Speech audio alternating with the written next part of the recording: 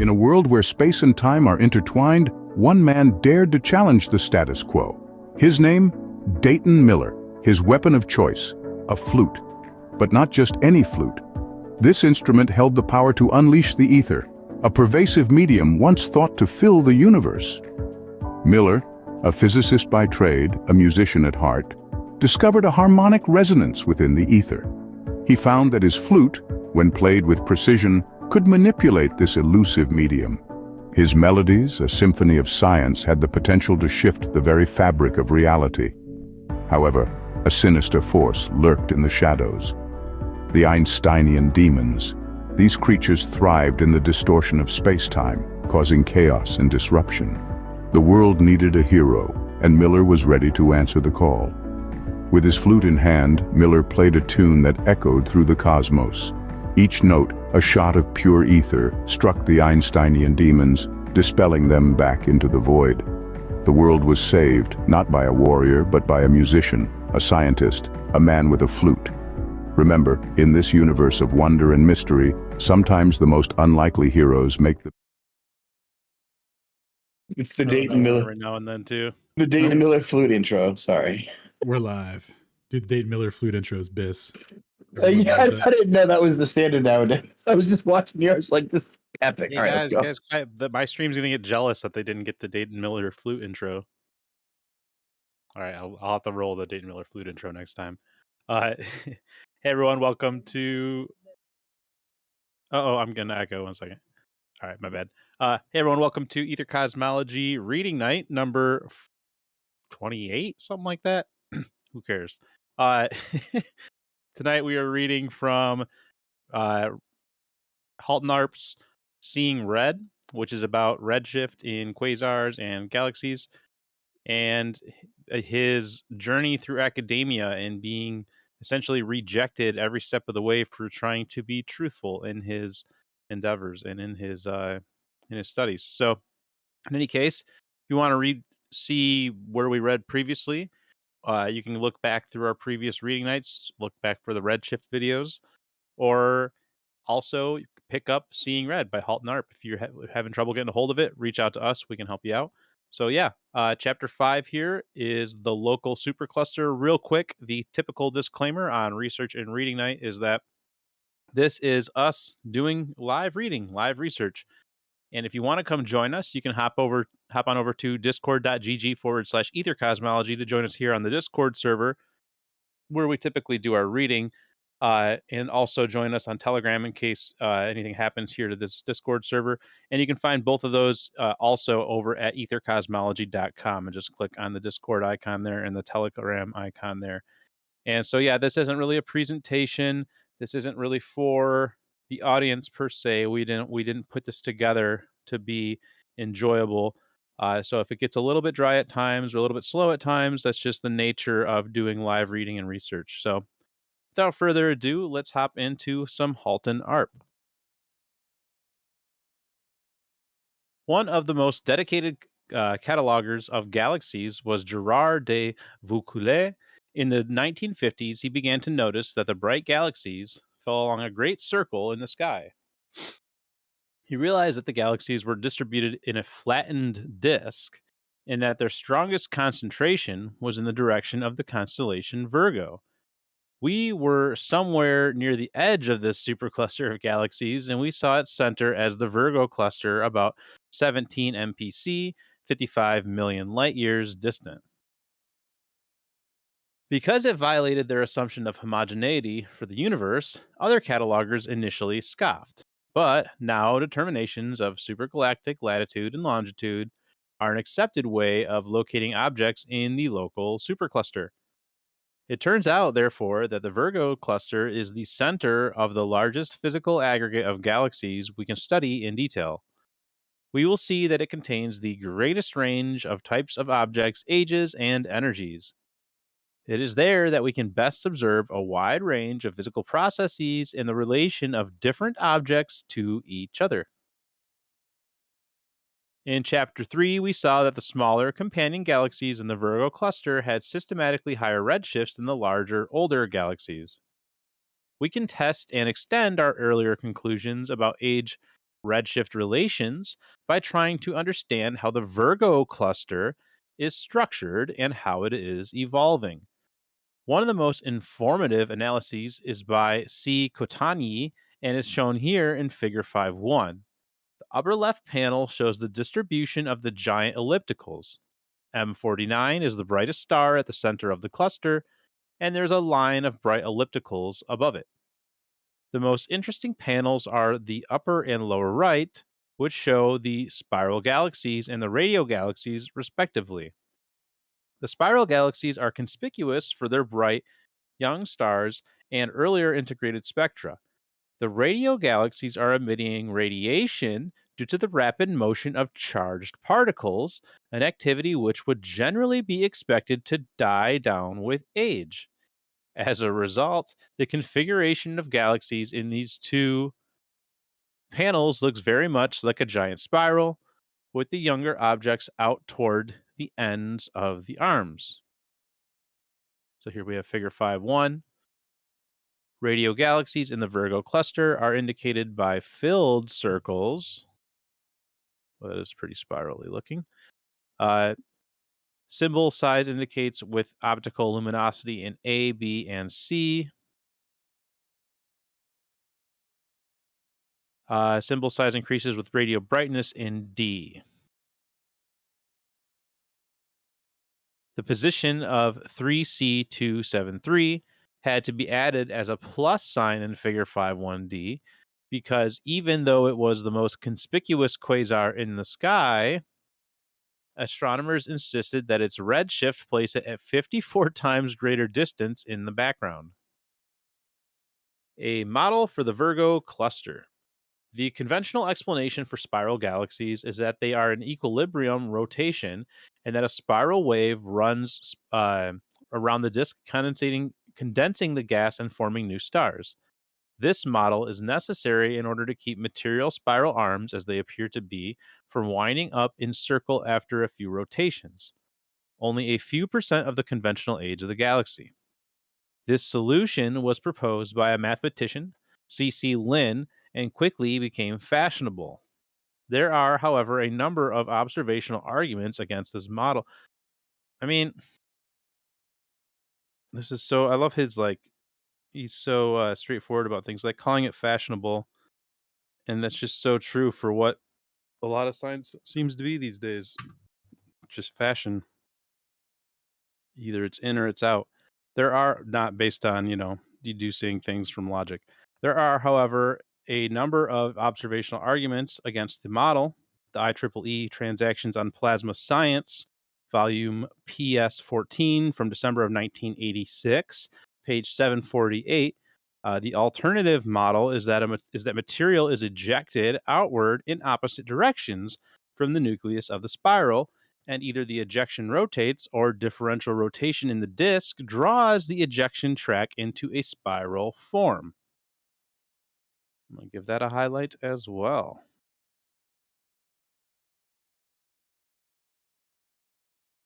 So here we have Figure 5.2, one of the brightest radio galaxies in the sky, 3C274, M87, and the brightest radio quasar in the galaxy. 3C273 are paired across the brightest galaxy in the center of the Virgo cluster, M49. Alignment is within accuracy of measurement. So, yeah, 3C274 and 3C273.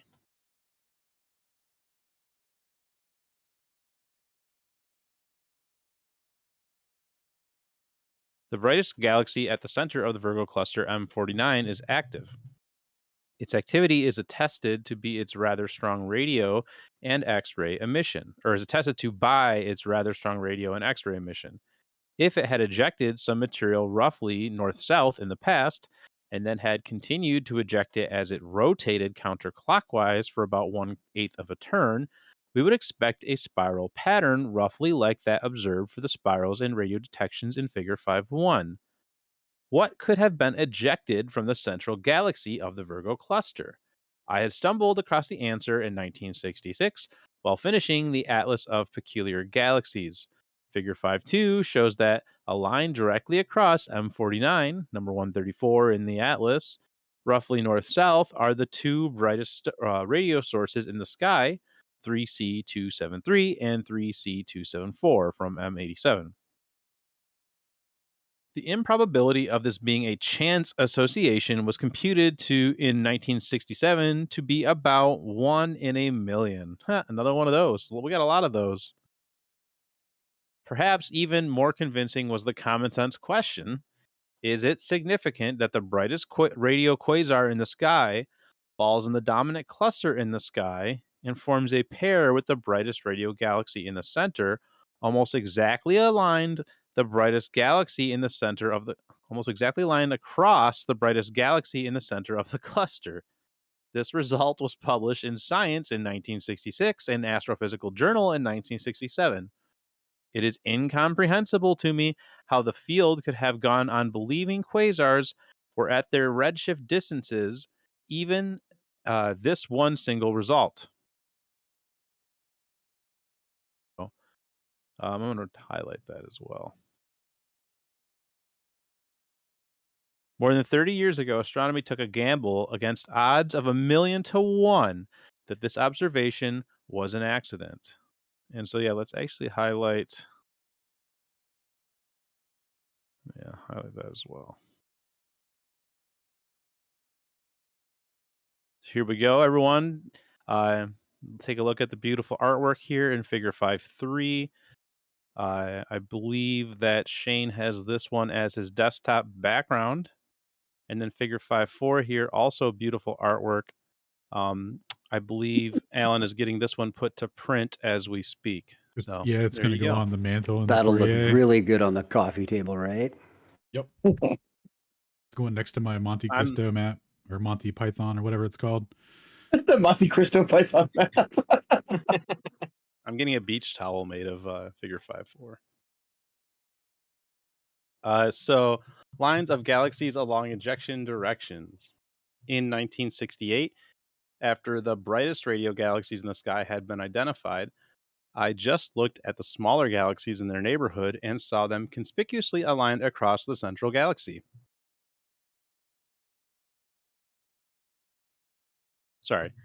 In most of the cases, this alignment coincided with the direction of ejection of radio material from the central galaxy.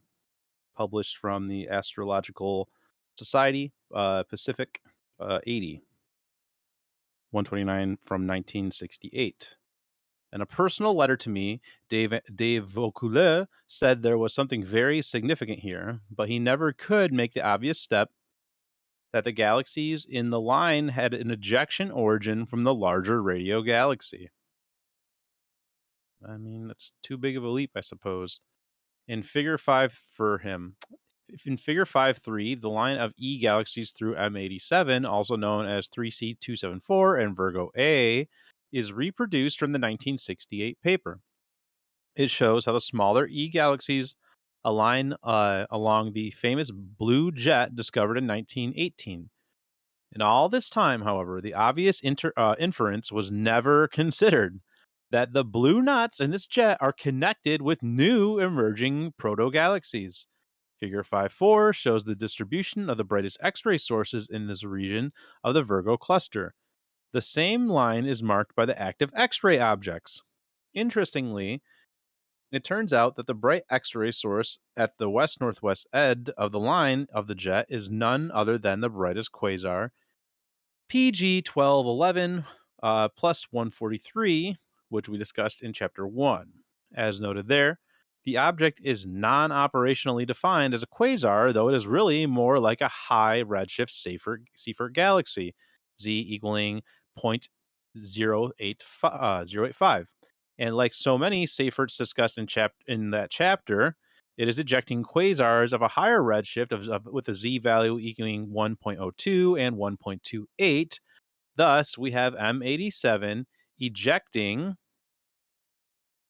a Seyfert, which in turn is ejecting quasars. We see a hierarchy of generation, the younger objects having increasingly higher redshifts. So here, Figure 5.5, 6 of the 7 brightest galaxies in this large region of the sky fall across the giant radio galaxy Centaurus A. Arrows mark the brightest radio galaxies in the region. Numbers refer to various Seyfert and active galaxies which fall along this line and which are identified in the text. Radio and X-ray jets in the center of Centaurus A are slightly rotated from this direction. So I'm missing where he's assessing age to any of these in any fashion other than geometric spread. Is that where he's driving there? Like the arm width kind of thing, and distance from larger body is the only thing that he's using I think he's talking in kind association with the redshift, right? Well, yeah, the redshift seems to be kind of inverse from what they expect, essentially.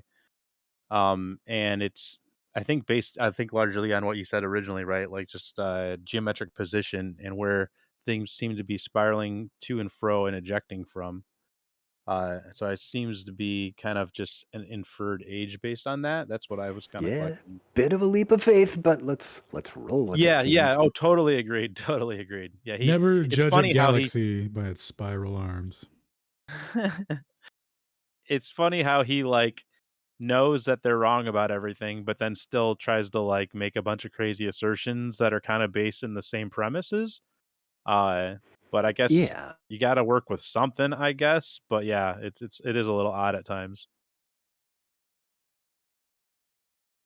It's like he's mixing two. It's like he's mixing two fan fictions, and they're like, "No, dude, we're doing straight Star Wars. You're doing Star Trek, man." Yeah. So, pardon me. Returning to the structure of the Virgo cluster, it is very important to note that in Figure 5.1, the spirals form a hollow oval just around the line of E galaxies. Again, the experienced cataloger of the Virgo cluster, de Vaucouleurs, noted this, but generally assigned the spirals to a separate cluster in back of the Virgo cluster because they had systematically higher redshifts. We now know, some of us anyway, that the spirals have higher redshifts because they are younger. And what else could the hollow oval mean but that they had been ejected as protogalaxies from the line of older E galaxies? Apparently, we see at least 3 generations of galaxies in the Virgo cluster, and if the few negative redshift galaxies are older still, then perhaps we have even more generations. So anyone else feel like reading? If not, I can keep going. I'll take a gander. All right, sure, man. Oh, okay. You want to go there? Dude, you want to flip for it, Stone? All right. Let's go. Well, I got this nice shot. Rock, paper, scissors, go. But you go and do your thing for a bit, and then I'll pick you off. All right, cool. All right, so the Centaurus A line, one other radio galaxy, the nearest example to us, should serve to clinch this picture because it shows almost the same structure as the Virgo A. Figure 5.5 shows a large area of the sky, 40 times 40 degrees. 6 of the 7 brightest galaxies all fall in a line centered on the radio galaxy Centaurus A, which is the brightest. The strongest radio sources marked by the arrows fall along the same lines. Now there is a well-marked radio jet in the interior of Cen A, given by NGC 5128. And in Virgo A, the strong X-ray jet coincident with the radio jet. That same reference shows that there is a continuous rotation of about 1/8 turns from the direction of the outer line of the galaxies and the filaments to the direction of the inner jets. This is just about the inferred rotation of the ejection of M49 at the center of the Virgo cluster. The redshifts in the companion galaxies along this line vary from about the same as the central galaxy to about 4,000 kilometers a second or higher. But as Table 5.1 shows, there is a number of Seyfert galaxies along this line which have a higher redshift. The quintessential example of IC 4329A, number figure 3 in figure 5.5, which is a very strong X-ray source. This Seyfert companion is IC 4329, a brighter E galaxy with 560 kilometers a second lower redshift. IC 4329A has identified quasars and candidates around it awaiting redshift measurement. Here we have Here we may have a replication of an injection of M87 of a safer. Yo, sorry, my You're good. arm hit my space bar. You're good. Where were we at? PG I think- 1211. Who? Yeah, we were up a little bit, weren't we? There you go. Yeah, right around here. PG 1211 143, which in turn is injecting a pair of X-ray quasars. In Centaurus A, again, we have 3 generations of galaxies increasing intrinsic redshift as they get younger. There are not any negative redshift galaxies in the Centaurus region. However, the group seems to have a higher percentage and of a higher redshift of the objects than in the Virgo. Therefore, we might consider the proposal from Centaurus A was ejected, that the proposal that Centaurus A was ejected from the part of the evolution of the Virgo cluster. Centaurus A in the close plane of the local supercluster and only 53 degrees south of the supergalactic longitude, our own local group of galaxies and other nearby bright galaxies lie close to the same plane and might be associated with Centaurus A. They might share a common origin from the center of the superlocal cluster or the Virgo cluster. The center of the Virgo cluster. If the structure of the Virgo cluster is mostly determined by the injection from the table below and a graph of the central galaxy M495 or M49, we might wonder whether it is running down or it is in a quiescent phase. Thank you. However, while it is true that M49 is not a strong radio X-ray source as M87, it is still true that M49 is a fairly active galaxy in these wavelengths, and some continuing activity might be expected. It is to be noted in Figure 5.1 that M49 appears to have most of the small retinue of the spirals to the northwest. Retinue. All right, if we look for quasars of the youngest objects we can identify, we find the intriguing situation pictured in 5.6. And the left-hand panel shows that all of the cataloged quasars in the area. Just as the most experts would expect, there is a random appearing group of points. But if we plot the brighter quasars in the 1/2 magnitude interval between 17.4 and 17.9 mag, magically the line appears of the quasars emerging from M49. Oh, no way. The apparent magnitudes turn out to be an indicator of distance. We will continue to see if there is something useful in this respect, particularly considering that the redshifts are such bad indicators of distance. The redshift in the line do have an intriguingly close correspondence to the preferred peaks of z equals 0.30, 0.60, 0.96, 1.14, and 1.96, of which we will have more on to say later. Also, there are some numerically very close pairs of redshift. One should look in the opposite direction of the long quasar line. The quasars emerge from M49 in the northwest direction between the position angle PA equals 310 minus 320 degrees, but about 180 degrees opposite at PA 140 degrees, there is a disturbed dwarf galaxy, UGC 7636. This is the clue that caused me to point out that M49 in the book, The Atlas of Peculiar Galaxies, as number 134, midway between M49 and the dwarf is the hydrogen cloud, which Jimmy Irwin and Craig Sarzan argue is so massive that it must be mostly in the form of molecules. I would infer that something must be flung out or entrained in the opposite of the injection of the quasar in the typical pairing patterns that we have to look through this book. It is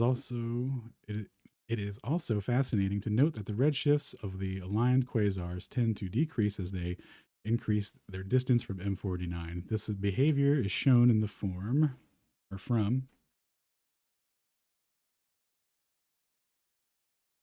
One second. from the composite of the quasar association in Figure 9.3 and so dramatically confirmed by the Seyfert in Figure 7.9. Quasars in the Virgo cluster. These quasars are not supposed to be there, which makes them a very delicate subject.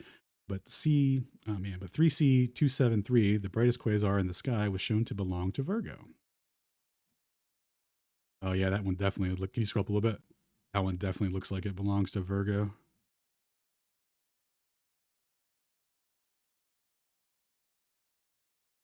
There's the old galactic longitude, latitude. Up one. All right, clusters in 1966. Only 3 years after the discovery of quasars, in 1970, it was shown that in the northern hemisphere, the brightest radio quasars were associated with the brightest galaxies, which naturally defined the Virgo cluster. Then, the objective prism search for the Virgo cluster turned up new quasars, which the brightest of which were associated at the probability level of about 1 in 10,000, Figure 5.8. Next, a survey over the northern sky of all the bright quasars picked by their ultraviolet colors. This survey was performed by two stalwart believers in cosmologically distant quasars. Yeah, Martin Schmidt and Richard Green. They failed to notice that the bright quasars were unmistakably concentrated around the Virgo cluster. Jack Solonic, oh, shout out to that guy. Performed a careful analysis in 1988, and the results are shown in Figure 5.9. See, this is the primary observational data, simply cataloged positions of the quasars, just photons as a function of x and y, and yet it seems that they have made no impression on most astronomers who insist on believing that quasars are evenly spread out in far reaches of the universe. The magnetic fields of the local supercluster. Yet another proof of the quasars embedded in the local supercluster came in 1988, at the same time it was furnished valuable information about the intergalactic medium in the cluster. Little note from Faraday rotation. The polarized component of the quasar's radio emission rotated as it passed through the magnetized plasma. The rotation of the plane vibration of the photons is called Faraday rotation, and it is proportional to the amount of plasma traversed. Very cool. Stone, do you know anything about my boy Faraday plasma in your plasma searches? The guy and a lot of his EM research, yes, but not that he was into astrophysics. No, this is a new one on me. That's pretty cool. Nice factoid. Cool. All right. Since quasars were supposed to be the most distant objects known, it was of an interest to see whether the polarized photons showed evidence of having traveled through a magnetized plasma on their voyage through the extragalactic space. Ooh, a little medium interaction there. Japanese astronomers led by Y. Sofu showed in 1968 that this was indeed true. Sweet. Extra intergalactic medium, boys. That's what's up. After a careful correction for Faraday rotation due to the passing through the various paths of our own galaxy, Philip Kronberg and Judith Perry produced a list of 115, which of the subset of 92 are plotted here in Figure 5.10. At first, it was claimed that the mean absolute value of the Faraday rotation increased with the redshift of the quasar. That led to an exciting conclusion that the distances to the quasars could be measured by their mean of Faraday rotation. But then, disaster! Oh no, it's going to fall apart. The mean rotation of the quasars, z equals 2, instead of being twice as much of the quasars around z equals 1, was only about 1/3. Oh no. But what? Oh, no, disaster. So unfortunate. But what a disaster! But what was a disaster for the conventional redshift distance was just about the local quasars required. So their model fell apart, but your boys' redshift quasar model is hanging strong with what is it? Slow cooling matter producing intrinsic redshift. Very cool. Let's see. Examining figures 5-10 reveals the major feature reveals the major feature that the large Faraday rotation of the quasars is just about z equals 1. That fit is exactly the findings in Quasars and Redshifts and Controversies, page 67, where it is shown that around z equals 1, the quasars have their highest luminosity and therefore can be seen at the greatest distance. The high rotation for a few of the z equals 2 or greater quasars is probably due to the dense plasma or dust cocoons around these proto objects. So the Faraday rotation can measure distance. They just confirm unfashionable distances. Unlucky. Let's see. Since we can see that z equals 1 quasars, the furthest, or since we can see the z equals 1 quasars are the furthest, and they are associated with the galaxies at the distances comparable to the Virgo galaxy cluster, the Virgo cluster galaxy. Let's see. It would be interesting to see if the z equals 1 peaks comes out to any particular part of the sky. Amazing. The open circles in figure 510 show that they come from the direction of the local supercluster. The editor in Nature believed that the referees, when they said that I had cooked the data and that the observers lost interest in the subject when I did not give the expected answers. But actually, there was quite a bit more in the data than the distances.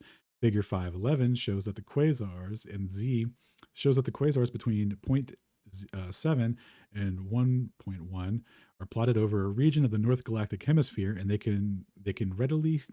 one can readily see their concentration around the Virgo cluster. Moreover, the circles enclose the negative values of the Faraday rotation, and it's evident that the Virgo quasar show predominantly large negative rotations. This is exciting because it means that the magnetic fields which is causing the rotation is not alternatively one way and then the other, but is dominantly in one direction. We have discovered a symmetrically orientated magnetic field in the supercluster center. Dang, that's pretty cool. And even it is possible to estimate the strength of the field as the field B equals 3 times 10 to the minus 7 Gauss or greater. Very cool.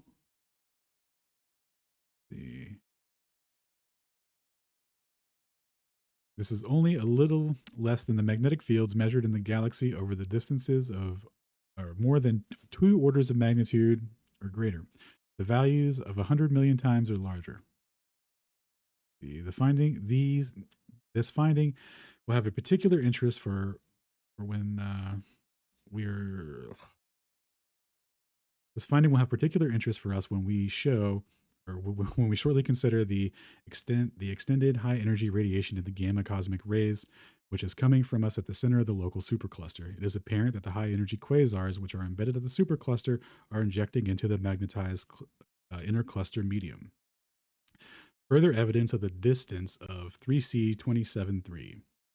In 1989, Riccardo Giovanelli and Martha Haynes announced the discovery of a very peculiar hydrogen cloud in the Virgo cluster. Like everyone else, I had heard rumors about this, but Jeff Burbidge telephoned me and told me that it was only about 3/4 of a degree from 3C 273. I was therefore very interested to obtain the colloquium given by Ricardo. At the ECO shortly thereafter. When he flashed the map, he pulled up that map piece, boy, showed that cluster. When he flashed that map out of the screen, I gasped. The cloud was so long and narrow, and it pointed directly back at 3C. I pointed this out, and there was a moment of silence. Then another member in the audience rather sarcastically asked, Where does the jet in 3C 273 point? It points right down in the it points right down in the cloud, I replied. There was never any longer moment of silence. Boom, just dunked right on him. Very nice. I hurried back to my office and plotted the position for 3C and the jet on the Xerox of the cloud that Ricardo gave me. The line of the 3C jet lay 3 degrees off the axis of the cloud, even closer than I had visualized. And the chance that the cloud accidentally pointed back at the same direction as the quasar times, the improbability of the jet pointing down in the same line was negligible, of course, but these were both unique objects in the sky. But the immediate importance of this result lay in the fact that the redshift of the cloud was z equals 1,275 kilometers a second, about the redshift of M87, and therefore everyone agreed a member of the Virgo cluster. If the cloud was connected to 3C, that meant that 3C was in the Virgo cluster. Figure 512 illustrates the symmetries involved in the Virgo cluster. First of all, there are symmetries of 3C and 3C 74. It's the sister of 73. So close to the sky that they have become successive catalog numbers and aligned across M49, which is associated with NGC 4472. Then they both have the most conspicuous optical jets of any objects in the sky, both almost exactly 20 arc seconds long, both along the line of M87. Vin's jet is a radio galaxy with a swept back radio X-ray isotopes, indicating that the motion out of the line of the jet. In C373, out of the lines of this jet is a hydrogen cloud like track that something is passing through. The differences are also interesting. There are more older, lower redshift objects in M87 on the M87 side of the cluster, while on the 3C73 side, the objects have a higher energy spectra and higher redshift, as if they are as if the side represented a retarded version of the M87 wing. That's interesting. And there are also small radio sources and X-rays. And X-ray sources are so obviously associated with the jets of 3C, 73, which should be systematically investigated. Jeff and I published the material on 3C73 and its jets and its jets in the cloud in the Astronomical Journal Letters, and I spoke my mind on the subject of Patrick Moore's popular magazine, Astronomy Now. But basically, that ended the matter. It was not ever considered in conjunction with all the other evidence that is gathered together here on the local supercluster. One major point of this present book is to make it impossible to ignore the enormous amount of mutually supporting significant evidence which points to the same conclusion, that their model's wrong, right? I think that's what he's getting at. I mean, yeah, that they fundamentally misunderstand redshift. Yeah. Now this one, could see a nice little animation, make a music video. Sorry. I'm actually getting that tattooed on my back. There you go. Perhaps some color. Ooh. Dare I go so far? I think that would kind of impede on the artistic integrity a little bit. Yeah, I'm actually getting it done in black and white to be true to its original print in the text. It's getting full prison tat. Or we could go, actually, yeah, and we could do tie-dye with it. Do like a nice tie-dye. Maybe a little bit of glow in the dark. Oh, yeah. All right. Stone, you want to tag in?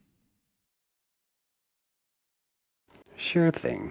Let me get back to where I'm at on my doc. Latest Statistical Association. Yes, sir. I was just checking it ahead to see how much we have left. The latest Statistical Association of Quasars with Virgo. In 1995, the Chinese astronomers Zhenfen Zhu and Yao Quanchu analyzed the light bright quasar survey in the region of the Virgo cluster. Figure 513 shown here is taken from their work. It illustrates beyond doubt that the 178 quasars clearly fall closer to the cluster galaxies than they would at random, but are not correlated with the background galaxies. For statistic fans, the confidence level reaches as high as 7.7 sigma in some intervals. It would seem very hard to refute evidence such as that shown in Figure 513. These are quasars cataloged by someone else versus galaxies cataloged by still another party. The member and non-member galaxies had been determined previously, and exactly the same correlation program was run on both categories of objects. Because the region is so crowded with galaxies, it is difficult to recognize the individual pairings with quasars more than about 20 arc minutes separated from their parent galaxy. So an important additional result was obtained by these authors in correlating different apparent magnitude quasars with different apparent magnitude cluster galaxies. They found that the more luminous and massive the galaxy, the more numerous the quasars in its vicinity. And on the other hand, the brightest quasars were the most separated from their galaxies. Both of these results agree with the analysis of the Seyfert galaxies reported in Chapter 2. This is totally what I told ya! But their results also provided evidence against one of the cherished bastions against quasars being physically associated with nearby galaxies, namely gravitational lensing. They pointed out there was no association at very small separations where lensing is most favored. Of course, the wide separation of the bright quasars is much too large for gravitational lensing. These two astronomers have demonstrated enormous skill and integrity in dealing with not only the correlations present in quasars, but also the periodic nature of their redshifts. I will leave it to the reader to guess why the version of their paper which appeared in the European Journal of Astronomy and Astrophysics, unlike the version which appeared in the Chinese Astronomy and Astrophysics, did not contain the criticism of gravitational lensing. Yes, leave that to us, buddy. Only the unqualified should consider that. X-ray analysis of the Virgo cluster.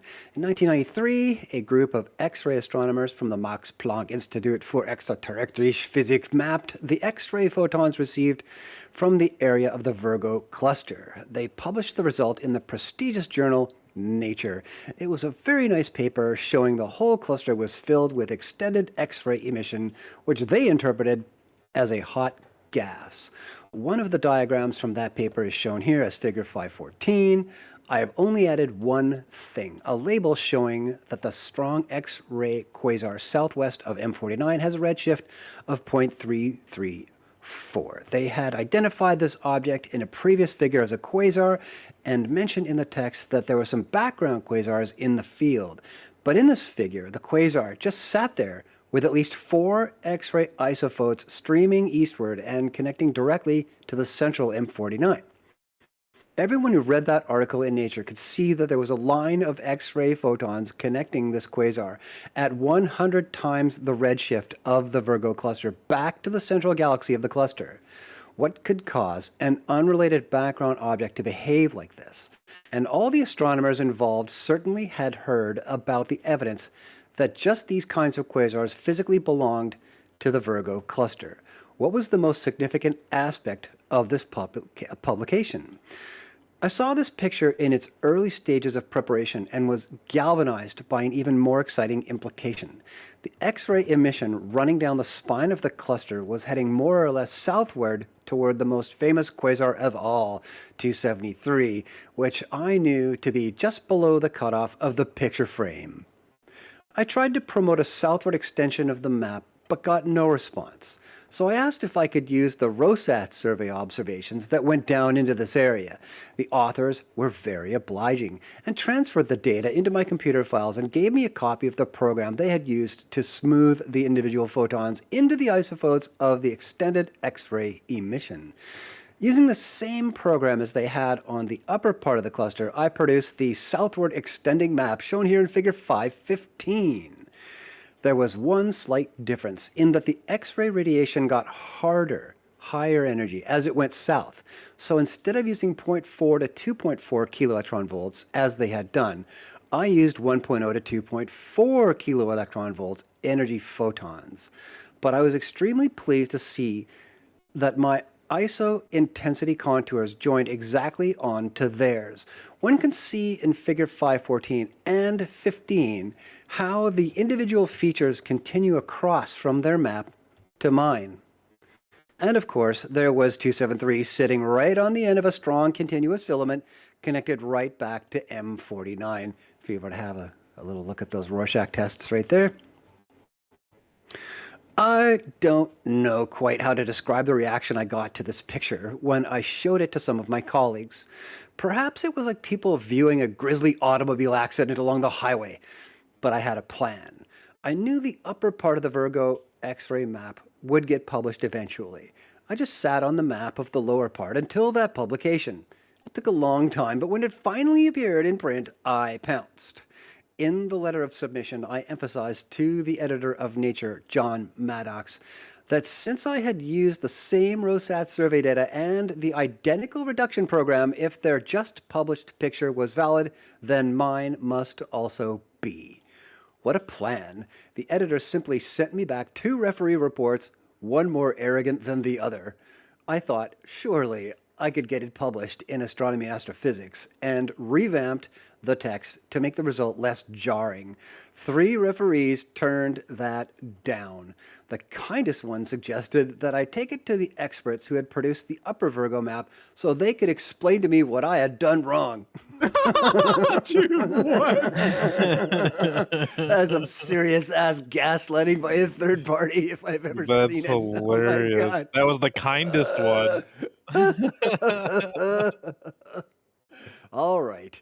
In view of all the other evidence known to show that quasars and 273 in particular belong to the Virgo cluster, I gloomily came to the ironic conclusion that if you take a highly intelligent person and give them the best possible elite education, then you will most likely wind up with an academic who is completely impervious to reality.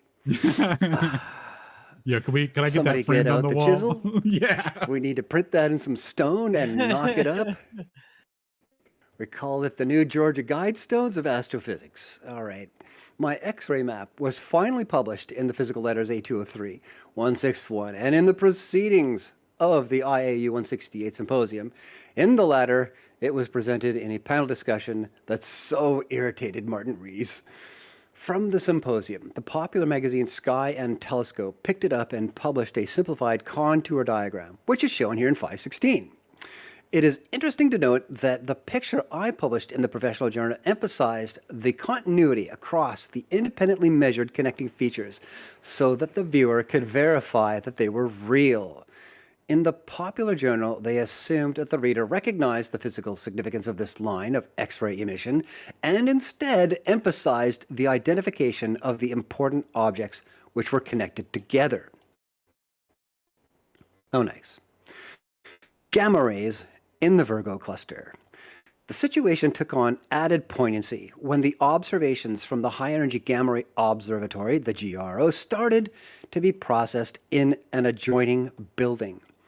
Photons of from thousands to millions of times the X-ray energies were expected to come from only the interiors of the densest, most active extragalactic objects, yet they appeared spread out over the Virgo cluster. Worse than that, these extended gamma ray emissions appeared to connect together quasars of different redshift in the cluster.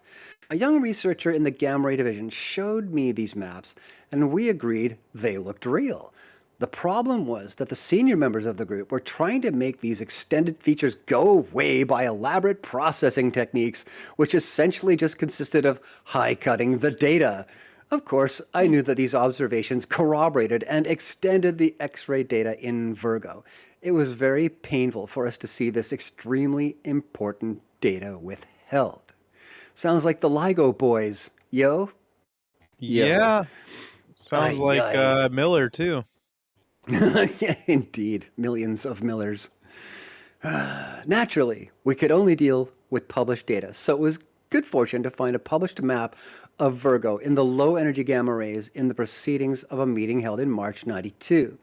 That map is shown here in 517. It is clear that 273 with a redshift of 0.158 is linked to 279 with a redshift of 0.538.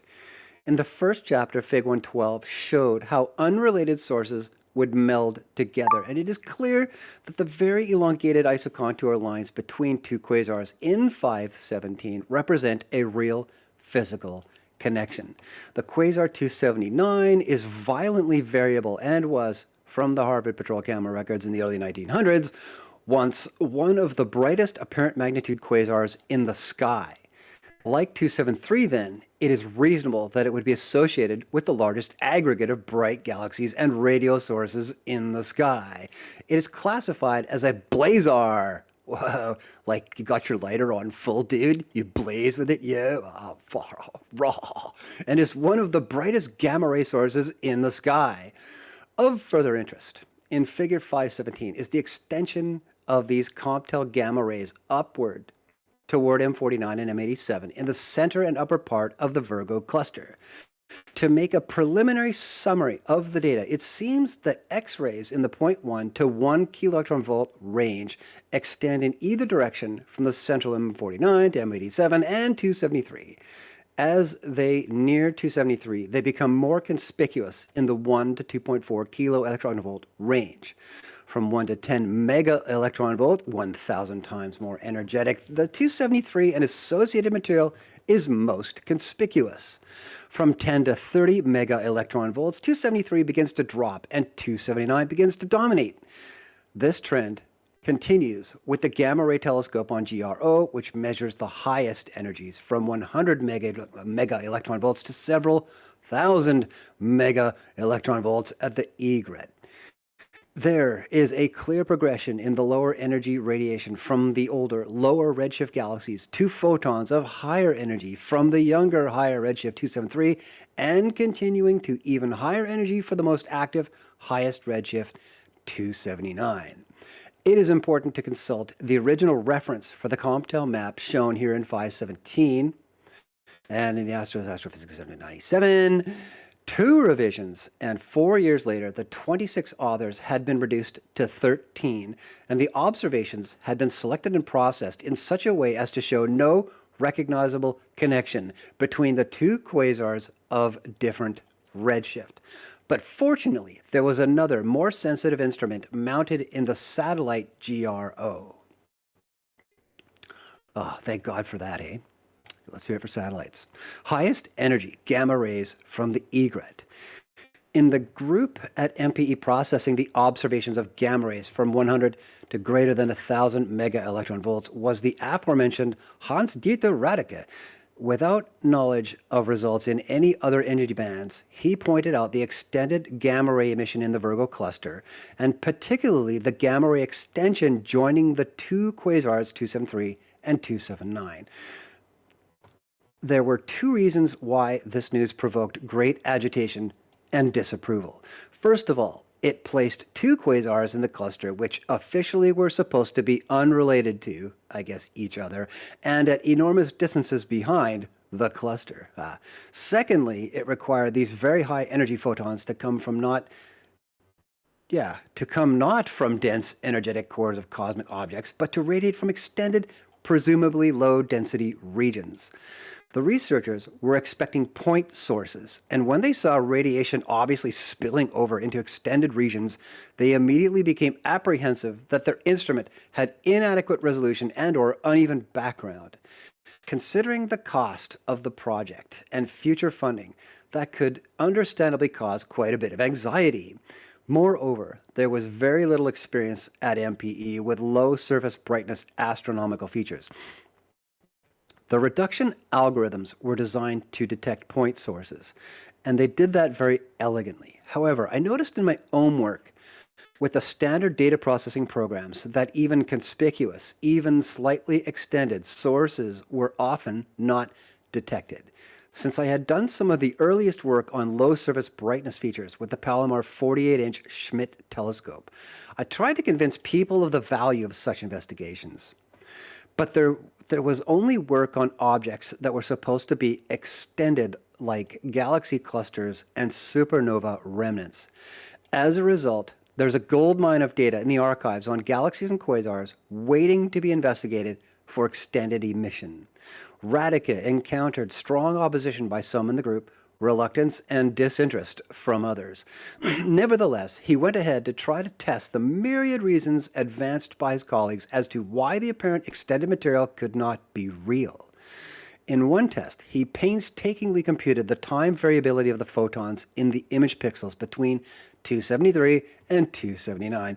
He was able to show that the bridge stayed constant while the quasars varied strongly in intensity, thus scotching the argument that the bridge was spillover light from the quasars. He even determined a spectrum for the connection, which was manifestly different from that of the quasars. Of course, anyone could tell the bridge was real just by looking at Radeka's picture as shown here in color plate 518 in our full splendor non-color copy here. The bridge is long and narrow, and one can easily visualize that it could not be caused by two overlapping circular distributions as in figure 112. It is also extremely important to note in plate 518 that this high energy gamma radiation extends from the center of the Virgo cluster, declination about 8 degrees, down to 273 and weakly in the other direction to M87, declination about 12 degrees. This confirms the conclusion advanced earlier that high energy objects arise in the center of the cluster and extend outward in opposite direction, but that the extensions to the south acquire increasingly higher energy. It should be remarked that the observation pictured here in 518 was taken when both quasars were in a low state, particularly 279, which was only 5% of its maximum luminosity in the 3 observing periods. This fortunate circumstance enables us to see the extended connections particularly well. All right, time for some gamma ray games. No whammies. No whammies. Of course. There was a desire to announce important scientific results from this satellite telescope, so the detection of some known energetic point sources was publicly released. I remember the jolt I received on reading the December 92 Sky and Telescope.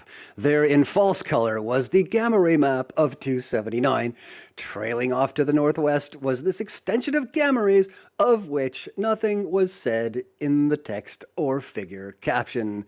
I immediately made an overlay to verify the position of 273 at the end of the bridge. Then I copied off the contours from the color picture and produced 518. Even with 279 at its bright phase, the connection to 273 showed very well. Are we to believe that the people who released this picture did not know 273 was there? Sometime later, I organized a one-day colloquium in honor of the simultaneous visit of Fred Hoyle, Giant Nautigat, Margaret and Jeff Burbage to the Garching Institutes. I invited the MPE group to present some of their material with the dual idea of airing a little mass creation physics and getting a little discussion going on the gamma rays in Virgo. But they simply presented point source statistics, and I had to show the connections shown here in 517 and 18. Radeka's map plate 518 was not yet completed. A younger member of the group spoke up from the audience and said further observations show those features are not real. There were knowing looks in all around, and all I could lamely say was, well, I'm only able to show the meager data in the literature, so in view of the importance of the point, I think all data should be made available. After that, I made a point of attending gamma ray talks at the institutes, where they would always present the picture of 279 with the trail of emission going off to the northwest and make no comment about it. No one else said anything. I had long ago learned that colloquia were events of intense social pressure, and that comments from the floor which questioned the assumptions of the speaker and were not explainable in a few sentences were neither understood nor welcome. After the Radeka map shown in 518 became available, however, a change took place. I attended a presentation to a large audience by the leader of the gamma ray group, and when he projected the usual picture of 279, I could tell that the bottom half of his transparency contained the picture where both quasars were at minimum and the connection between them was blatant. Aha, I thought, this audience is now going to see the inescapable truth of the matter. But after he was through discussing the top half, he quickly whipped the transparency off the projector. I suppose he and I were the only people there who knew what was on the bottom half of that transparency. Wow. So sad, dude. With a tremendous effort, Radeka finally finished the enormously detailed analysis of the Virgo cluster gamma rays, and after many delays, the group reluctantly permitted him to submit it for publication. It was clear by then that he would not be rehired at the imminent end of his contract. Been there, man. After about 10 weeks, it came back from the appropriate journal with a rejection from a referee in competing gamma ray group. It was then sent to another journal, and more than 2 years passed before it finally appeared in Astrophysics and Space Science. After exhausting all possibilities, he was about to go on unemployment when the director of the institute where I was a guest came to the rescue. For 6 months, he was hired to process the archival X-ray observations around Seyfert galaxies. This was the project described in Chapter 2 under the title Seyfert Galaxies as Quasar Factories. The project was such a spectacular success in establishing the physical association of high redshift quasars with the low redshift active galaxies, thus disproving the whole current basis of extragalactic astronomy, that we felt sure it had rescued his future. I felt this project, plus his knowledge and dedication to the spirit of research, made him the most desirable appointment to a research position of any person I had seen in decades at any level. But the process of publishing the Seyfert results dragged on and on. We held a little celebratory lunch when the papers were finally accepted, and the publication of his gamma ray results in the Virgo cluster were still not accepted, much less published. Finally, his unemployment money ran out, and he had no choice but to change to a career of technical science writing. Well, it beats tricking, so good on you. Ultra high energy cosmic rays. I mean, no one wants to be a hoe, let's face it. About the time our hopes of convincing people at the institutes of the importance of X-rays and gamma rays in the Virgo cluster were fading, I noticed a development in the journal Physics Today. I don't know how many people are aware of it, but there is a dedicated group of experimental physicists who measure cosmic rays from ground stations in various parts of the world. These cosmic rays are the most energetic radiation we know. Some particles generally changing from iron nuclei to protons at energies of over 10 to the 19th electron volts reach about 100 million times higher energy than the gamma rays we've just been discussing. They produce air showers of secondary particles with some difficulty and are made to yield the arrival direction of the primary particle. The article in Physics Today noted that after much data collection, it had been found that the highest energy cosmic rays were coming from the direction of the supergalactic plane and from the map of events, mostly from the supergalactic center. One set of measures is pictured in Stan Evanel 1995 Physical Review letters, yada yada, another one here in 519. The existence of such high energy radiation had not gone unnoticed by theoretical physicists and astrophysicists. They doubted that the usual methods of cosmic ray production would give energies that high. Some speculation was forthcoming concerning primordial matter. This was a shocking suggestion, considering that in the prevailing Big Bang theory, all primordial matter had gone bang 15 billion years ago. Moreover, the ultra-high energy cosmic rays were calculated not to have an origin at greater distance than about 30 megaparsecs because of scattering off photons in the cosmic microwave background. That meant they almost had to come from the center of the local supercluster within about 20 megaparsecs because this is the only significant concentration of material inside that distance. Empirically, my favorite adverb in any science, we had bright quasars, sources of huge amounts of X-rays and gamma rays sitting right in the Virgo cluster, and they were the only possible connection to the ultra-high energy cosmic rays. Yet their redshifts, on the conventional assumptions, ruled them out as residing in the Virgo cluster, a theory that explained why their redshifts were intrinsically high because of recent origin from energetic primordial matter in the cluster would seem to solve everybody's problem. Will a theory help? Rhetoric will get you nowhere, buddy. In 1993, Giant Narlikar and I had published a paper outlining how newly created matter will have a high redshift and demonstrated how to account quantitatively for quasar and galaxy redshifts as a function of their age. See chapters 4 and 9. In this chapter, we have spent some time giving the evidence that the powerful quasars and radio galaxies are all young objects taking part in the evolution of the Virgo cluster. But there had been no specification of how, i.e., in what form the low mass matter was created. Was it electrons and positrons?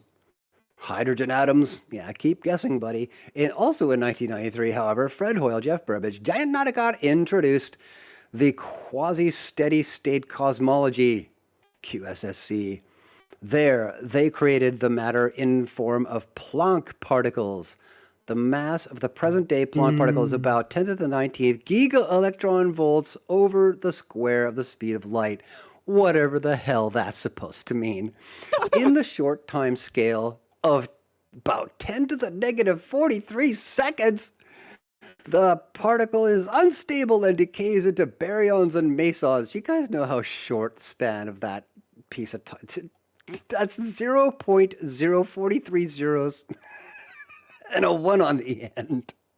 Science, bro. It can... of a single second for the decay time. Did anybody measure that? No, Stone. It's about there. 10 to the negative 43. Oh my God. Okay, if each particle, for example, decays into a billion particles, then each will have energies of around that of the observed UHCR.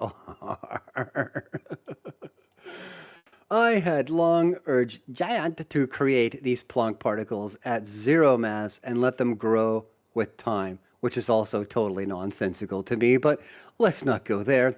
That would solve the energy and redshift problem simultaneously. Finally, we got together over lunch in Sri Lanka, where we had gone to a UN-sponsored dedication of a new telescope in the Arthur C. Clarke Science Center.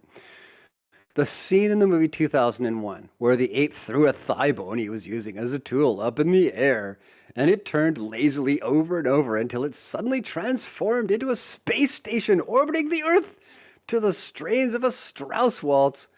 That scene for me was an unforgettable, emotional encapsulation of the potential of humankind.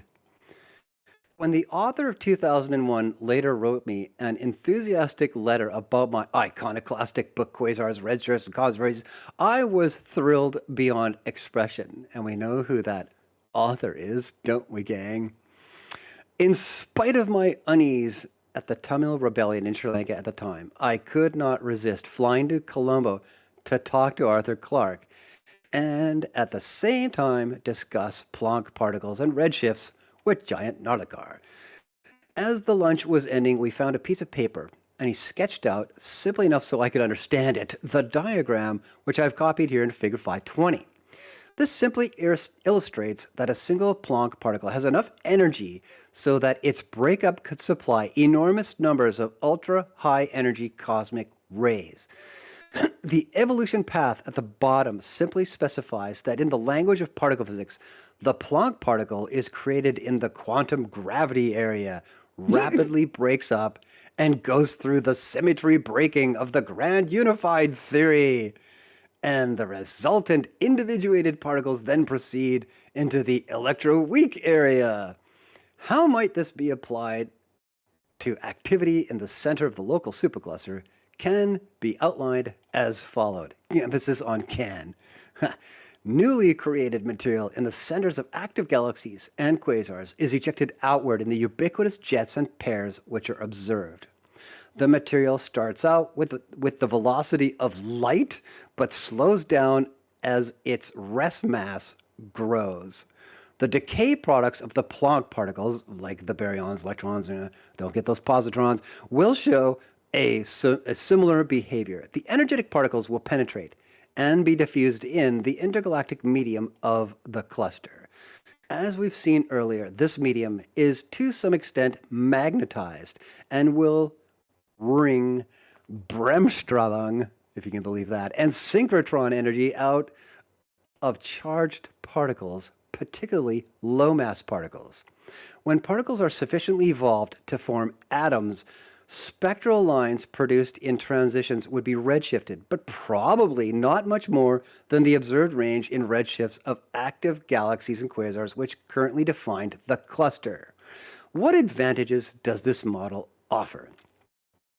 Besides a fabulous plush interior, it identifies a range of the strongest high-energy radiation in the sky as coming from the unique aggregate of active objects, the local supercluster.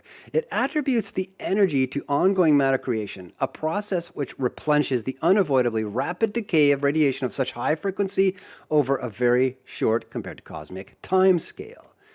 Since the newly created matter has initially high intrinsic redshift, the younger, higher energy density quasars and radio galaxies are allowed to be in their apparent location in the Virgo cluster and are naturally identified as the principal contributors to the high energy radiation in the local supercluster.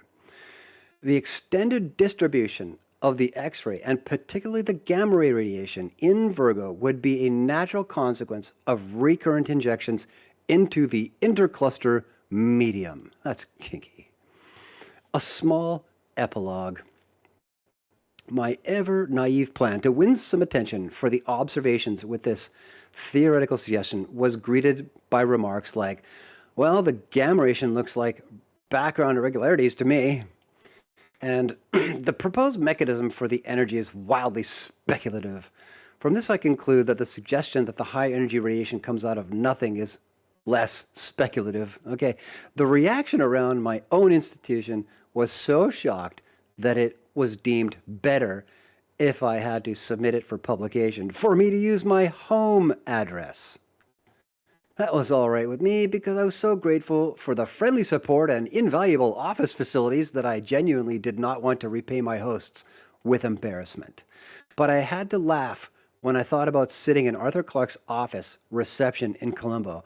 I wanted very much to bring him some important, not yet known scientific development, something that would surprise and delight him. So when he asked, wow, what's new in astronomy? I pounced.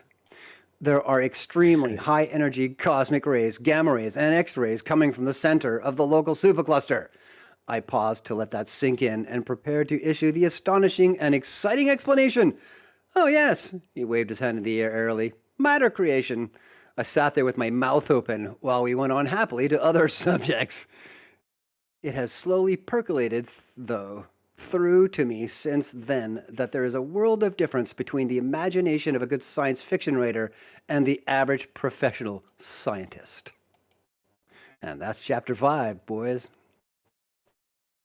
Much appreciated, Stone. Nice closer. That's an interesting closing paragraph there. I wonder how many, like, there actually might be a high ratio of alternative cosmologists that are science fiction people that read science fiction, you know, because they're able to kind of imagine alternative cosmologies. That was a pretty good chapter overall. I saw a lot of fishing. Oh, yeah, I mean, I don't agree with everything he has to say, but certainly can relate with a lot of it as far as dealing with censorship and not being taken seriously. Whoops. Thanks, Alan. Thanks, Stone, for reading. That'll wrap it up on Seeing Red for this week. Anyone have any final thoughts or questions before we wrap things up here?